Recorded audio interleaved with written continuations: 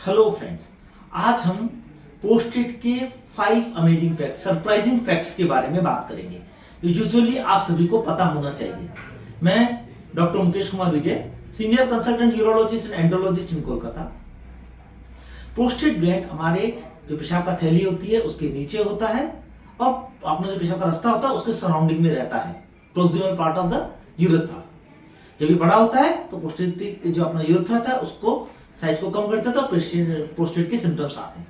तो आज उसी के 5 अमेजिंग फैक्ट्स के बारे में बात करते हैं। पहला अमेजिंग फैक्ट होता है ये पोस्ट-इट ग्लैंड हमारे सेमिनल फ्लूइड का सिक्रेशन को बढ़ाता है। जो हमारा सेमिनल फ्लूइड होता है उसको बढ़ाता है। यूजुअली इसके आने की वजह से आपका जो सेमिनल फ्लूइड होता है मिल्की व्हाइट कलर का हो जाता है और ये 30% ऑफ जो सेमिनल फ्लूइड होता है उसका 30% पोस्ट-इट सिक्रेशन करता है।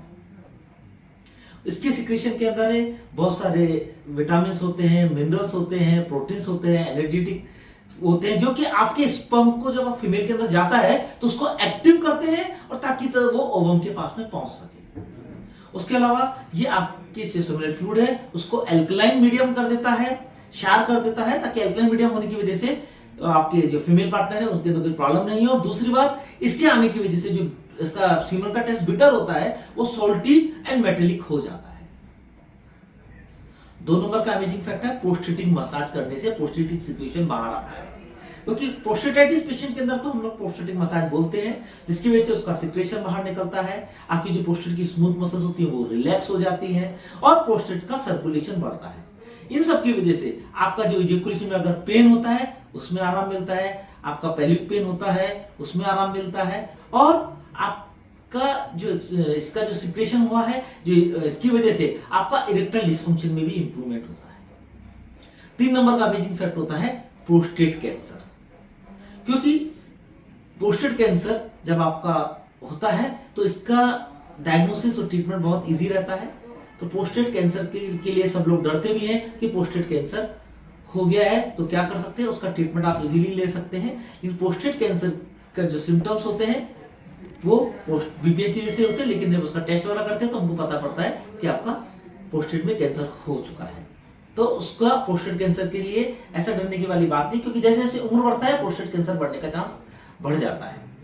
3 नंबर का कि प्रोस्टेट का साइज मैटर करता है। यस, प्रोस्टेट हमारे शरीर में एक ऐसा ग्रंथि है जो पूरा आपकी लाइफ लॉन्ग में बढ़ता ही चला जाता है।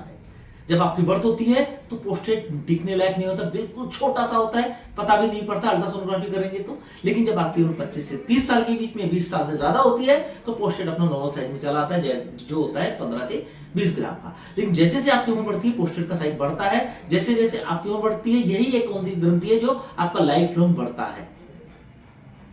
इसके बढ़ने की वजह से जब आपकी उम्र 60 तक जाती है या 50 प्लस में जाते हैं तो प्रोस्टेट आपका यूरेथ्रा को कंप्रेस करता है, उसके सिम्टम्स को आ जाते हैं, जिसको हम लोग प्रोस्टेटिक सिम्टम्स बोलते हैं, बीपीएच सिम्टम्स बोलते हैं, लो यूनिट सिम्टम्स बोलते हैं। इसकी डिटेल वीडियो मेरे यूट्यूब चैनल में दिया हुआ है। वैसे हम देखा जाता है कि 60 to 70% पेशेंट के अंदर प्रोस्टेट के सिम्टम और प्रोस्टेट का एनलार्जमेंट 70% लोगों में मिलेगा। अगर आपकी उम्र 70 से ज्यादा हो गई है तो 80% लोगों के अंदर हमको प्रोस्टेट के सिम्टम और प्रोस्टेट एनलार्जमेंट मिलता है।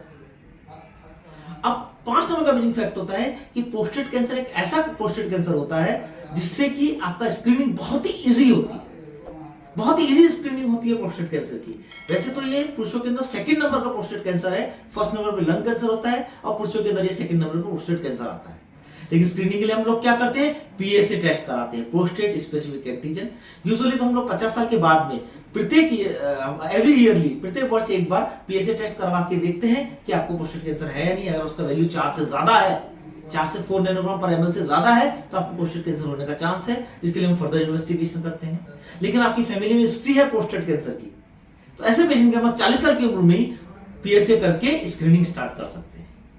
तो फ्रेंड्स, आज हमने बात किया प्रोस्टेट के बारे में 5 अमेजिंग फैक्ट जिसका आपको पता होना चाहिए कि ये क्यों होता है, इसके क्या एडवांटेज हो सकते हैं और क्या उसके अंदर खराबियां हो सकती है। तो फ्रेंड्स, मेरा ये वीडियो आपको पसंद आया है तो इसे शेयर कीजिए, सब्सक्राइब कीजिए, लाइक कीजिए। नमस्कार।